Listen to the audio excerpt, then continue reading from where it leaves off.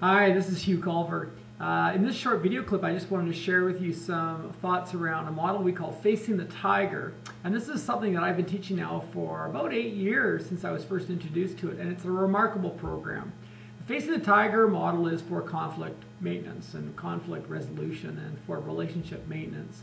And it's just such a powerful and simple model that what I thought I would do today is tell you a little bit about the model, show you a little bit about how it works and why it's so powerful, and also give you an insight into one of the parts of the model that you can use right away.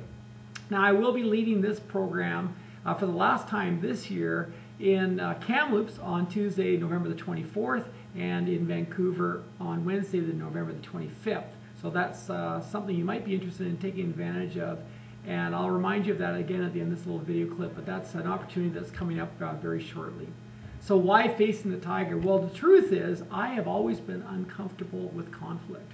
Either I would blow conflict out of proportion or disagreements out of proportion and become overly worried and anxious about them, or I would avoid them, or I would completely misinterpret them. And what I came to learn is that if I was going to be more effective with dealing with conflict of any scope, that what I needed to do was I needed to become more skilled myself. Does this sound familiar? Maybe you find yourself in situations where you're in uncomfortable relationships, which might just be because someone said something or disagreed with one of your ideas, or maybe they rolled their eyes in the middle of a meeting.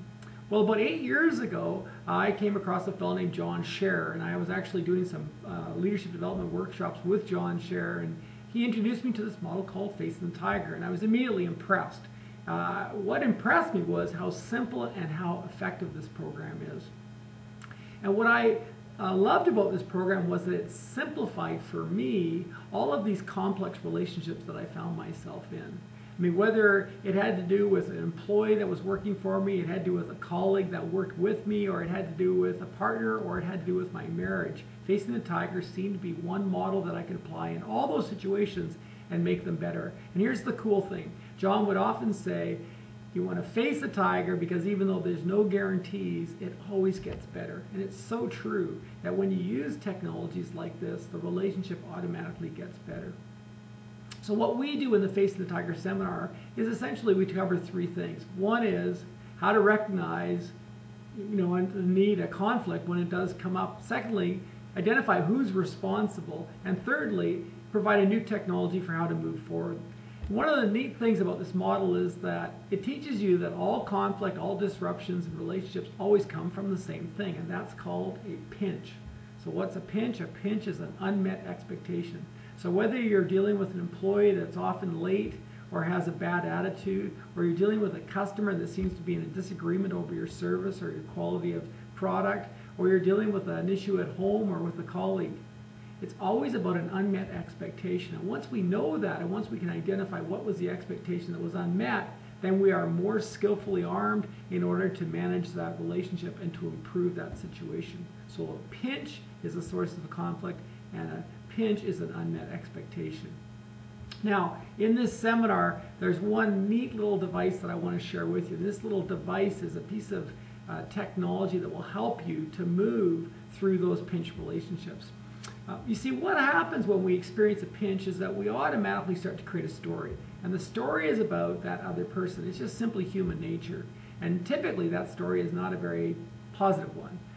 So this story is about how we see this person in our life. So for example, if someone is chronically late, we might see them as having a bad attitude around work. If we have a person that doesn't seem to be very accurate or misses deadlines frequently, then we might think they don't care about their work. Or if we have someone who disagrees with our ideas, we might think that they don't respect our ideas. But regardless of whatever their action is, we're going to create a story about it. And again, it's not going to always be a very positive story. So what happens is we tend to go up this, we call it a ladder of inference. We go up this ladder of inference where we've created this story. And at the top of this ladder, we are in judgment. So here's the technology. The technology is called MRI, or Most Respectful Interpretation. One way to get out of your story so that you're more able and more skilled at managing that pinch is to ask yourself, what is the MRI? And so the MRI stands for Most Respectful Interpretation. So once I've made up this story that this person disagrees with me or doesn't care about work or isn't interested in quality, I want to immediately ask, what's the MRI? Now, the MRI doesn't have to be true. Its job is to get me from judgment to curiosity. So maybe the story I'll make up is that this person is trying so hard to get things right that they're just making a few mistakes. Or this person loves to be the contrarian and that's why they're disagreeing with my ideas. It doesn't really matter. The point is to create a new and better and more positive story and then to go and address that person and then to have a more constructive conversation with this person. In fact, here's some homework I encourage you to take on, even though I know you didn't ask for it. And the homework is for the next day just to notice when you make up stories about people. When you make up stories about people, whether you're driving your car down the road or you're walking down the sidewalk, when do you make up stories about people? And then secondly, to ask yourself, what's the MRI? So once you've made up that story, ask yourself, what's the MRI? It's just a fun technique to practice. And in Facing the Tiger, in our seminar, it's one of the technologies that you will learn that's going to help you to move from pinch to a healthy relationship. So again, I'll be sharing this information in the last 2 seminars of the year, on Tuesday, November the 24th in Kamloops, and on Wednesday, November the 25th in Vancouver.